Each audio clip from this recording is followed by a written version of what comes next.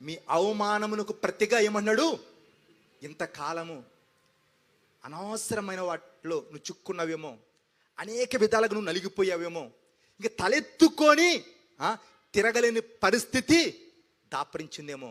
దేవుడు నీకే చెప్తున్నాడు ఏమన్నంటే, నీ అవమానమునకు ప్రతిగా రెట్టింపు ఘనత. నీ అవమానం ప్రతిగా రెట్టింపు ఘనత.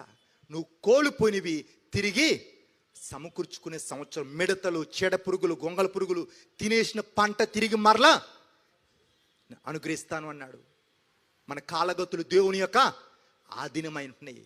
ఒక్క రాత్రిలో, ఒక్క కళతో యోసేపు యొక్క చరిత్ర, ఒక ఐడియా జీవితాన్ని చేంజ్ చేస్తుంటారు కదా. ఒకే రాత్రి ఒక కళ వచ్చింది, యోసేపు స్థితి మారిపోయింది. అంతకుముందు ఎక్కడున్నాడు? చెరసాలలో సంఖ్యల మధ్య ఖైదీలతో ఉన్నారు. తెల్లారి ఎక్కడున్నా అంటే సింహాసనం మీద అధికారుల ముందు కనబడుతూ ఉన్నాడు. ఒక్క కళ ఒక్క రాత్రిలో తన జీవితాన్ని మార్చేసింది. మరి ఈరోజు నీ జీవితం అంతా శూన్యంగా ఉందేమో, ఏ ఆధారం లేదేమో.